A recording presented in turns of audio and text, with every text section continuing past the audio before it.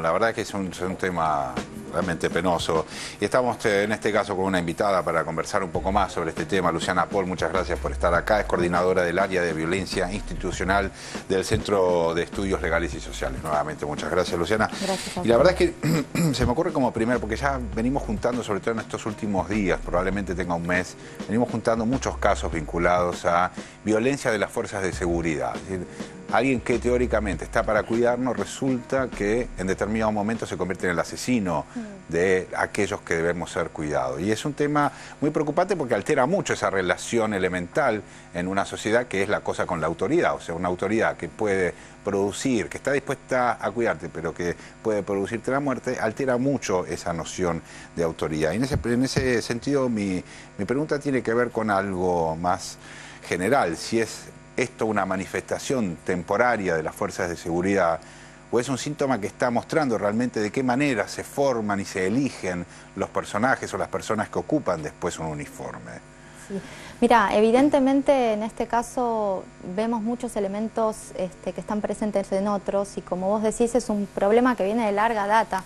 En el CELS hace muchos años que se trabaja tratando de, digamos, de disminuir o prevenir la violencia policial y la violencia institucional en general, y lo que hemos visto a lo largo de los años es que hay primero una herencia autoritaria muy importante. Me parece que el hecho, por ejemplo, en este caso, de que tengamos un policía en una comunión, armado, en medio de una fiesta, te da la pauta de que, por ejemplo, la aportación de arma en todo momento y en todo lugar es un elemento constante en nuestras instituciones policiales. ¿No se había limitado eso en algún momento? ¿No se había discutido? No, lo que se había quitado era la obligatoriedad.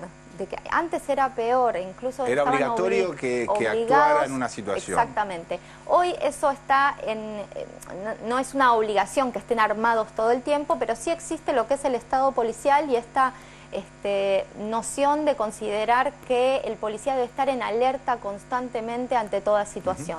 Y esto lamentablemente provoca que muchas veces tengan que actuar en una situación de desventaja o en una situación donde no es adecuado. Digo, ante la eventual comisión de un delito en el que ellos intervinieran, ¿no? Este no es el caso y, digamos, una de las cosas que vemos en nuestras policías y que realmente es preocupante, en primer lugar, es el alto número de intervenciones letales que tienen, ¿no? Si solamente en el ámbito de capital y conurbano registramos unas 150 más o menos muertes al año. Estamos hablando de personas que mueren a producto de intervenciones policiales. Pero lo más sorprendente es que al menos la mitad de estas muertes suceden en episodios donde los policías que están interviniendo no están de servicio. Es decir, están de franco. Claro, ese es el punto, ¿no? Que van con el arma y con esa actitud también. A mí lo que me sorprende más de este caso es que ni siquiera, como vos señalás, había una persecución estaban en el marco de un procedimiento policial donde, bueno, se les escapó la bala, o no, el famoso caso de gatillo fácil. En este caso era una disputa, hasta te diría entre vecinos, qué sé yo, tuvieron un problema que si le quería sacar unos pesos o no, que hasta es discutible si le estaban sacando plata o no por cuidarle el auto, pero en ese marco, o sea, su reacción es directamente sacar un arma. Sí, ese es un grupo, ¿no?, de los casos que suceden. Dentro de los policías que actúan estando fuera de servicio, hay muchos que actúan ante situaciones que tienen que ver con delitos que se estén cometiendo y deciden intervenir, pero hay otro grupo, y esto también ha sido motivo de preocupación de algunas, de muchas de nuestras intervenciones, en el sentido de que hay un grupo de actuaciones policiales violentas que terminan en la muerte de personas que tienen que ver con conflictos privados de los policías que nada tienen que ver con su función de funcionarios de las fuerzas de seguridad. Esto tiene que ver con pelean con un vecino, esto tiene que ver con una pelea con su mujer, y acá hay muchísimos casos de violencia de género también, o esta situación como se dio acá, una situación intrascendente de una discusión menor, en donde realmente tampoco importa quién es la otra persona, ¿no? Porque con todo el respeto por la familia de Milton, tampoco importaría si fuera trapito o no trapito. Digamos, estas acciones violentas se ejecutan para resolver un problema que debería ser, por supuesto, resuelto por otras vías, ¿no? Luciana, ¿y cuánto han cambiado los programas de formación de los policías? La Metropolitana, por ejemplo, es una fuerza nueva. De hecho, bueno, uno de los involucrados es integrante de la Metropolitana, no quien aparentemente ejecuta el disparo, sino quien acompañaba también en esa acción. ¿Cambiaron algo los programas pensando en formar efectivos policiales defensores de los derechos humanos? Sí. Bueno, un poco depende de las fuerzas, pero para darte una respuesta en general podría decirte que no basta en absoluto con poner una materia de derechos humanos en la formación de los policías para prevenir este tipo de conductas. Lo que hemos visto y realmente algunos intentos de reforma que se han producido en las fuerzas, que primero ninguno se ha sostenido en el tiempo lo suficientemente como para poder empezar a cambiar culturalmente lo que es en qué lugares porto el arma, en qué lugares no porto el arma, en cuándo tengo que disparar y cuándo no, etcétera, algo tan etcétera. básico, uno diría. Sí, no. Pero desde eso hasta situaciones más complejas de cómo manejar una situación, digamos, de violencia. Todo eso hace falta no solo algún contenido de derechos humanos en la formación, sino el compromiso tanto de los jefes policiales como de las autoridades políticas sostenido a lo largo del tiempo para empezar a generar cambios culturales y cambios de conducta. Sobre esa situación que vos estabas mencionando, digamos, ¿qué es lo que dice la ley, qué dicen las normas en función a está de civil, el policía, y hay un hecho delictivo? ¿Tiene que intervenir o no tiene que intervenir? Sí, las leyes actualmente, digamos, habilitan al policía a intervenir en ese momento. ¿Pero está obligado a intervenir? No, no está obligado, no está obligado a intervenir. Después, digamos, segundo, cuando uno trabaja 8 horas, vamos a ponerle, digamos, y tiene su herramienta de trabajo. Digamos, yo estoy en el diario, no me llevo la computadora a mi casa. Digamos, ¿el policía se lleva el arma a su casa? Sí, la mayoría de los policías sí lo hacen. Ahora se ha quitado esto que decíamos en el comienzo, se ha quitado la obligación de que tengan que estar armado todo el tiempo, pero sí vemos, no, nosotros puede medimos... estar armado, disculpa, puede estar armado porque esa persona de civil puede ir y registrar y querer tener un arma. El tema es llevarse la herramienta de trabajo a su casa. Digamos, el tornero no se va a llevar el torno. El periodista, como diría, digamos, el policía se lleva el arma, el instrumento de trabajo. En la mayoría de los casos que suceden de uso de la fuerza fuera de servicio, muchísimo se produce con el arma reglamentaria. Es decir, que eso sí, no es una reglamentación de las fuerzas, pero sí evidentemente es una costumbre. Claro. Pero debería, digamos, prohibirse, o no, digamos, dentro Yo creo que lo primero sería, creo que esta situación y el hecho de que la mayoría de los policías mueren en estas situaciones. Cerca del 80% de los policías federales mueren fuera de servicio.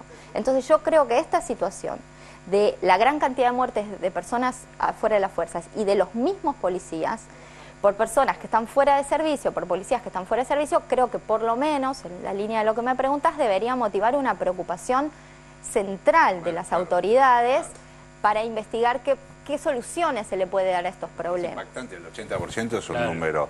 Te quiero hacer la última consulta, Luciana, y tiene que ver con los ataques de parte de la población, de la gente que reacciona frente a esta situación. Y yo encuentro que es una reacción, en todo caso, que hay que pensarla. También ha pasado en otras instituciones, digamos, como los hospitales, en donde el saber médico aparecía siempre como inquebrantable y resulta ser que de pronto la gente va y ataca un hospital porque está defendiendo a quien fue víctima de lo que supuestamente era el saber médico. En este sentido yo encuentro que hay algo parecido en relación al saber o a la autoridad policial cuando se produce un ataque como el que vimos el día domingo, donde destruyeron 14 patrulleros e intentaron prender fuego la comisaría y demás. ¿Qué pensás vos y qué piensa el CELS respecto de esta situación de reacción de parte de la población? Mira, te puedo hablar por la experiencia de los casos que hemos visto en los últimos 10 años, por ejemplo.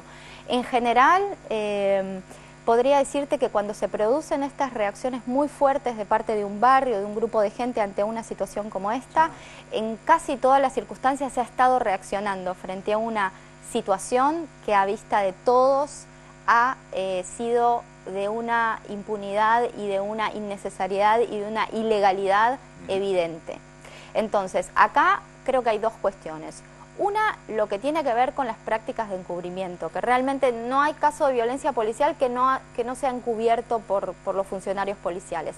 Creo que de alguna manera esta reacción fue digamos, ante la percepción de que eso estaba sucediendo. Y por otro lado, hay otra cuestión también importante que resaltar, que es cómo reaccionan las autoridades frente a la ocurrencia de este tipo de hechos. Claro. Si tenemos autoridades, por ejemplo, el ministro Montenegro, leí en los medios que salió a decir, bueno, está probada que no participó un metropolitano. Ahora, el encubrimiento es una acción y es un delito, y así lo está entendiendo también el juez de la causa. Claro. Entonces, ¿cómo podemos negar lo que la evidencia está demostrando? Eso por un lado. Luego, lo mismo cabe, digamos, de la sorprendente colaboración que de repente se ve en las fuerzas cuando hay que encubrir un hecho en el que, como en este, hay involucrado un bonaerense, hay involucrado un metropolitano en territorio que es jurisdicción de la Policía Federal, entonces que también tiene competencia. Aquí, digo, me parece que las prácticas de encubrimiento y las reacciones de las autoridades políticas tienen mucho que ver en la prevención de este tipo de reacciones, digamos, desbocadas ante la desesperación de un hecho como este enfrente de los ojos. Estaba leyendo declaraciones del secretario de Seguridad que dice que da toda la sensación de que le apoyó el arma y le disparó. Sí. Es una situación de extrema violencia para alguien, para dos personas, digamos así, que intercambian malas palabras. Estamos en esa... Es una ejecución. Es una ejecución. Claro. Sí. Es impresionante. Luciana, muchas gracias. No, gracias a ustedes. Ha sido un gusto. Nos vamos a un corte, en un ratito seguimos, que todavía es temprano.